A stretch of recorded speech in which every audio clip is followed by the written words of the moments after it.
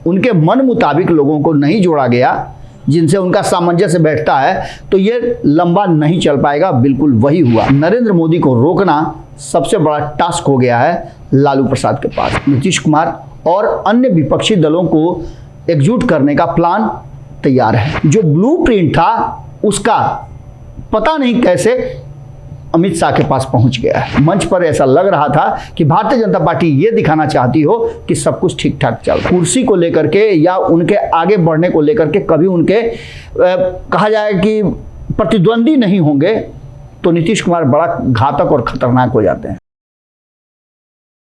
नमस्कार, बहुत बहुत स्वागत करते हैं आप। महाभारत है और महाभारत 2024 में हम लगातार आपको नई नई कड़ियाँ और नई नई संभावनाओं पर अपना विचार रखने की कोशिश कर रहे हैं। और ये अपना विचार नहीं है, ये वो बातें हैं जिसको राजनीतिक गलियारे से हम ढूंढ कर आपके लिए लाते हैं और उसके बाद आपके विचार के लिए, आपके सोच समझ के लिए हम छोड़ देते हैं।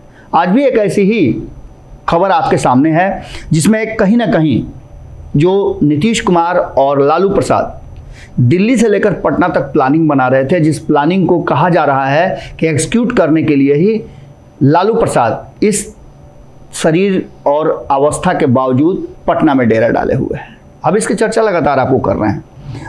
लालू प्रसाद के आने के बाद तेजस्वी यादव में भी नया स्पार्क देखने को मिला है और अब ये रणनीति जो बनाई जा रही थी उस रणनीति का कहा जा रहा है कि पूरा का पूरा प्लान लीक हो गया है और अमित शाह के पास पहुंच गया है।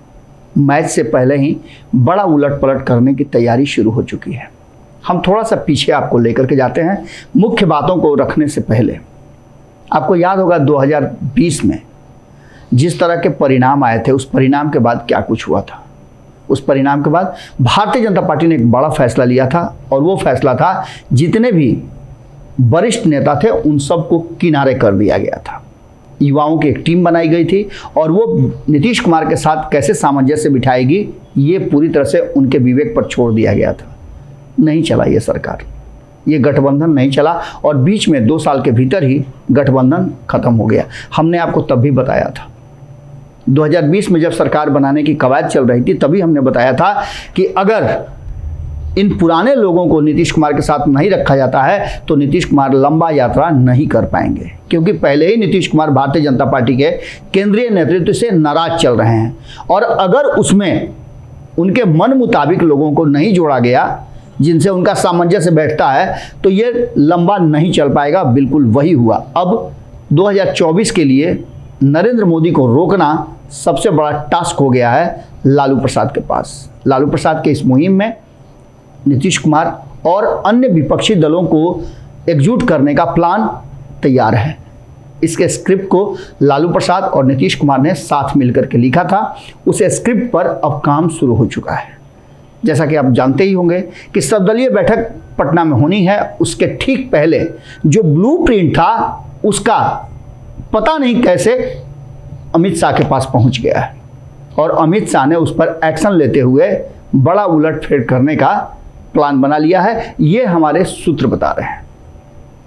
अगर राजनीतिक गलियारे की चर्चा की बात करें तो भारतीय जनता पार्टी ने पहला एक्शन लिया सम्राट चौधरी को आगे करके। सम्राट चौधरी को प्रदेश का प्रभार दिया और उनके साथ सामंजस्य बिठाने के लिए पार्टी के जितने भी नेता हैं उनको कहा। आपने देखा भी होगा कि जिस दिन वो पटना आए थे उनके स्वागत में कई प्रदेश अध्यक्ष मौजूद थे।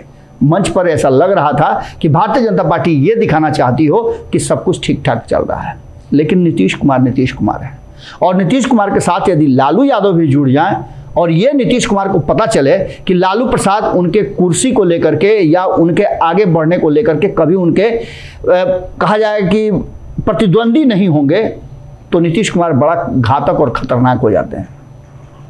उसी अंदाज में नीतीश कुमार ने पहले ही तेजस्वी यादव को ये बता दिया है कि 2025 तक मेरे कुर्सी की तरफ देखना भी नहीं है। इस बात को बहुत हद तक समझ भी चुके हैं तेजस्वी यादव और वो कुर्सी की बात बंद कर चुके हैं, लेकिन लालू प्रसाद के मन में ये बात अभी भी कहीं ना कहीं एक कोने में छिपी हुई है जो कभी कभी आपको चर्चा में देखने को मिलती होगी। अब स्थिति यह है कि 2024 के साथ साथ 2025 की तैयारी भी शुरू हो चुकी है और इस पूरे मामले को लेकर के जहां एक तरफ लालू नीतीश साथ रहे, हम साथ रहे इसलिए कह रहे हैं कि संभावनाएं अभी भी है कि कहीं दोनों का क्लैश में टकरा जाए।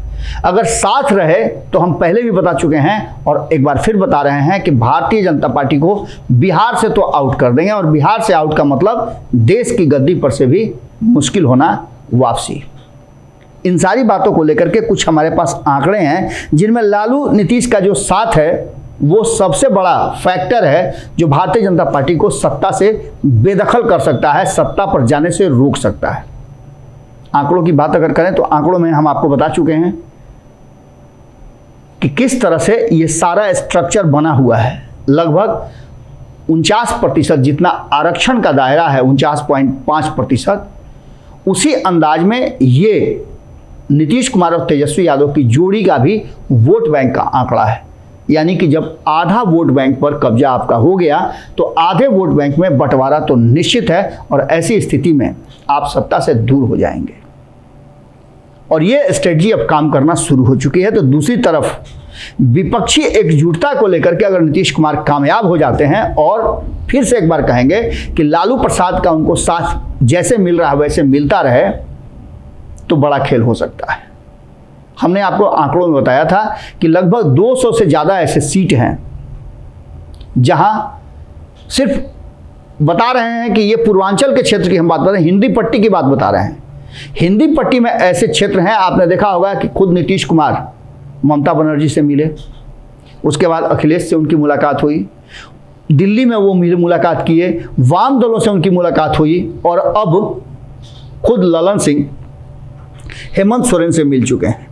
इसका सीधा मतलब है कि जो हिंदी पट्टी के राज्य हैं उन पर अपना पूरा आधिपत्य और अधिकार जमाने की कोशिश हो रही है। लगभग 200 से ज़्यादा सीटें हैं और इन सीटों पर 50% से ज़्यादा जीतने की अगर इस समीकरण को साथ रखा जा सका तो संभावनाएं बन रही हैं। सर्वे रिपोर्ट भी लगभग यही बात बता रहे हैं, और ऐसी स्थिति में शाह के लिए मुश्किल हो जाएगी जो हिंदी पट्टी के राज्यों पर अपना फोकस बनाए हुए हैं। आपको बता दें कि नीतीश कुमार की इस मुहिम में जहां एक तरफ विपक्ष को एकजुट करना है, वहीं उनका एक और बड़ा मुहिम पिछले समय से चल रहा है। हम उसकी चर्चा पहले भी कर चुके हैं कि जातीय जनगणना और 31 मई का डेट, ये भारतीय जनता पार्टी के लिए बड़ा ही कहा जा रहा है कि चिंतनीय है। 31 मई तक जातीय गणना जो है उसको समाप्त हो जाना है। उसके बाद ये पता चल जाएगा कि बिहार में जातियों की स्थिति क्या है और इसके क्या परिणाम आने वाले हैं। इसके आधार पर भारतीय जनता पार्टी को ये पता है कि नीतीश कुमार एक नया दांव खेलेंगे जो 2015 में लालू प्रसाद ने खेला था, और ये सारा रचना रचा हुआ लालू प्रसाद का ही है, और ये ज़्यादा परेशान कर रही है भारतीय जनता पार्टी और अमित शाह को। आरक्षण पता है आपको कि 49.5% है, 49.5% है। अब इसके दायरे को बढ़ाया नहीं जा सकता है। इसके अलावे 10% सवर्ण जो गरीब हैं उनके लिए रखा गया है, इस एबीसी को दिया गया है। अब ऐसी स्थिति में आप समझ सकते हैं कि जब जातीय जनगणना हो जाएगा, और जातीय जनगणना में जो जातियां हैं अगर उनकी बात करें तो इस 27% आरक्षण में 17% तो सीधे यादव हैं, बाकी में बाकी की जातियां आती हैं। तो इन 10% में वो कैसे अपने आप को एडजस्ट कर रहे हैं, ये बातें आप अच्छी तरह से जानते हैं, और ये मुद्दा बना करके नीतीश कुमार भारतीय जनता पार्टी को मजबूर कर सकते हैं। एक मुद्दा पहले से चला आ रहा है जो बिहार को विशेष राज्य का दर्जा देने की बात है, और लगातार इस पर नीतीश कुमार जब भी चुनाव आता है तो बोलते हैं, हम ये कई बार आपको बता चुके हैं। लेकिन अब जो आंकड़े बता रहे हैं उसमें पिछड़े वर्ग की आबादी जो है वो 50% से ज़्यादा है, आरक्षण 49.5% है।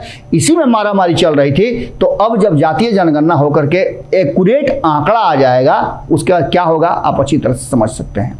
इस पूरे आंकड़े में अगर देखा जाए तो पिछड़ा जाति 27% है, और इसके अलावे अति पिछड़ा को 15% और अनुसूचित जाति को 7.5%, अधिकार मिला हुआ है, आरक्षण मिला हुआ है। ऐसी स्थिति में 10% आपको हमने बताया कि आर्थिक रूप से इकोनॉमिकली जो वीक सेक्शन है, वीक लोग हैं, सवर्ण, उन लोगों को 10% का आरक्षण भारतीय जनता पार्टी ने दिया, जिसको लेकर के आप देखे होंगे विरोध भी चल रहा है।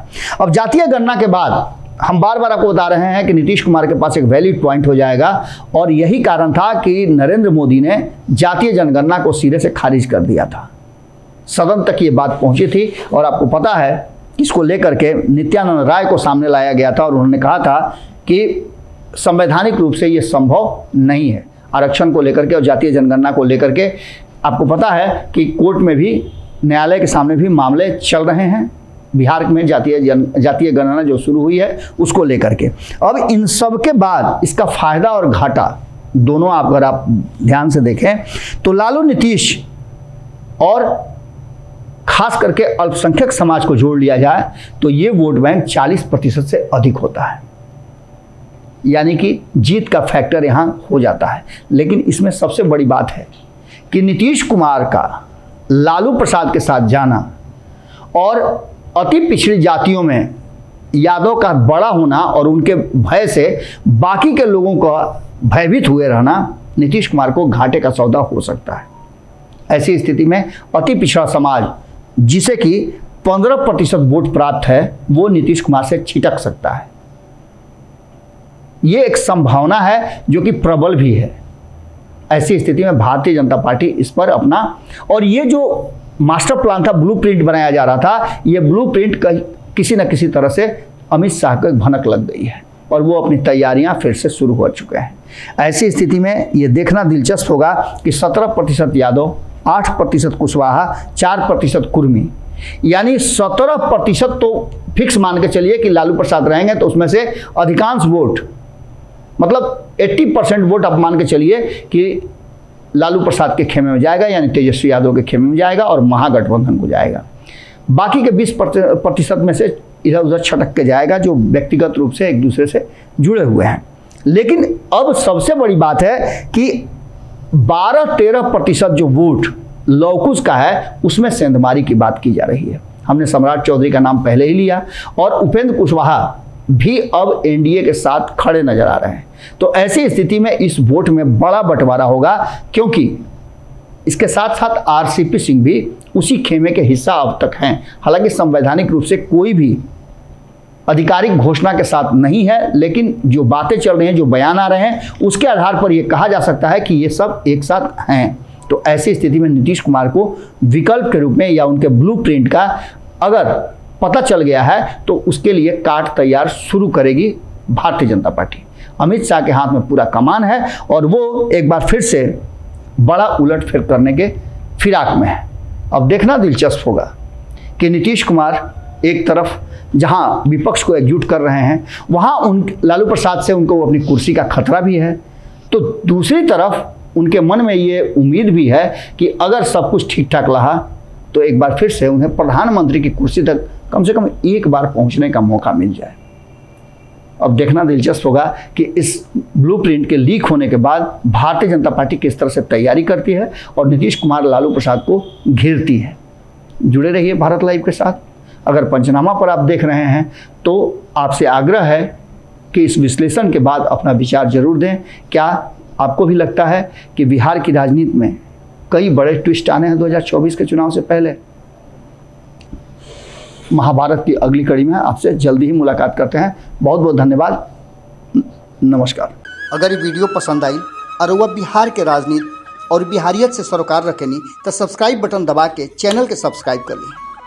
ओजे एगो घंटी बा, ओकरा बटन दबा देला से कुल सटीक और मारक खबर रुआ मुफ्त में मिल जाई। अगर रुआ पत्रकारिता के हमनी के नया प्रयोग में सहयोग कर चाहतानी तो ज्वाइन बटन दबा दी। पेटीएम नंबर नोट कर ली 9386816700। धन्यवाद।